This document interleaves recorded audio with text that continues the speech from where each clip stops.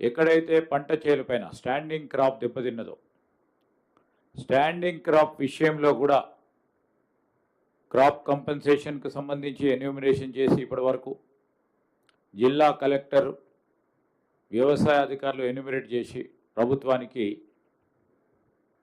సమాచారాన్ని పంపించడం జరిగింది. ముఖ్యమంత్రి గారు అదేవిధంగా వ్యవసాయ శాఖ మంత్రి గారు ఈ అకాల వర్షాల వల్ల స్టాండింగ్ క్రాప్స్ ఏవైతే దెబ్బతిన్నాయో వారికి నష్టపరిహారం ఇస్తారని ప్రజలకు తెలియజేయడం జరిగింది. ఆ క్రమేణా ఈరోజు హార్వెస్ట్ చేసిన పంట మార్కెట్లకు వచ్చిన పంటకు సంబంధించి వర్షాకాలం అకాల వర్షంలో దెబ్బతిన్న పంటకు సంబంధించి ఇంతకుముందే మా సహచరులు చెప్పినట్టు ఎక్కడైతే అకాల వర్షం వలన దెబ్బతిన్న ఆ పంటకు సంబంధించి కూడా పూర్తి స్థాయిలో కనీస మద్దతు ధరతో ధాన్యాన్ని కొనుగోలు చేయటం మా బాధ్యతగా ఎవ్వరు కూడా రైతులు ఆందోళన చెందొద్దని మేము క్యాబినెట్లో కూడా నిర్ణయం తీసుకొని వారికి తెలియజేస్తా ఉన్నాం. ధాన్యాన్ని కొనుగోలు విషయంలో ఎప్పుడు లేని విధంగా మరి ఎక్కడ ఏ కొనుగోలు కేంద్రం దగ్గరికి వెళ్ళినా సమయం ఎక్కువ రైతులు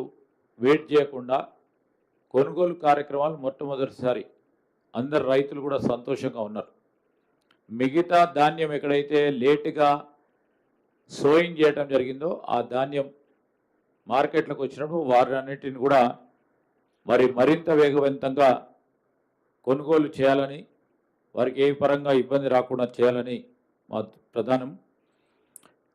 అదేవిధంగా విద్యా వ్యవస్థకు సంబంధించి రాష్ట్ర ప్రజలందరూ కూడా చూస్తూ ఉన్నారు. గత దశాబ్ద కాలం పాటు విద్యా వ్యవస్థను విస్మరించిన గత టీఆర్ఎస్ ప్రభుత్వ పరిపాలన విద్యకు పెద్దపీట వేయాలని ఈరోజు పాఠశాల విద్య కానీ సాంకేతిక విద్య కానీ హయ్యర్ ఎడ్యుకేషన్కు సంబంధించిన విద్య కానీ రాబోయే కాలంలో విద్యకు సంబంధించి ఎక్కడైతే ఉపాధి కల్పించే నాణ్యత పరంగా రేపు స్కిల్కు సంబంధించిన విద్య కానీ మా ప్రధానమైన బాధ్యతగా వాటికి పెద్దగా ఇవ్వాలని ఆలోచన చేసి సుదీర్ఘంగా మొత్తం ముఖ్యమంత్రి గారితో పాటు సహచర మంత్రివర్గ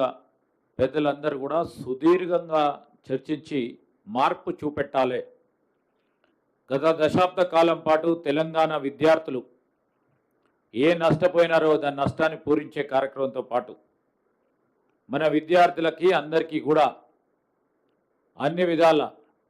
ఒకటి నాణ్యమైన విద్య, క్వాలిటేటివ్ ఎడ్యుకేషన్, రెండవది ఇన్ఫ్రాస్ట్రక్చర్ విషయంలో కానీ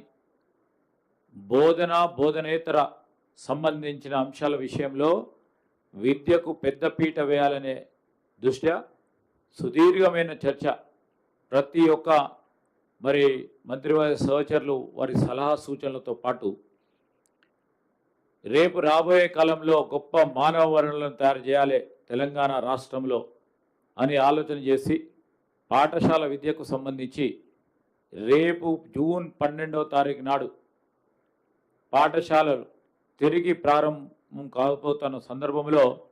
మార్పు చూపెట్టాలి 10 సంవత్సరాల కాలం లేని మార్పు చూపెట్టాలనే ఒక ఆలోచనతో ఈరోజు పాఠశాలల కమిటీకి సంబంధించి అమ్మ పాఠశాలల కమిటీలకు సంబంధించి దాదాపు 600 కోట్ల రూపాయలను రిలీజ్ చేసి పాఠశాలలకు సంబంధించిన మౌలిక సదుపాయాలు,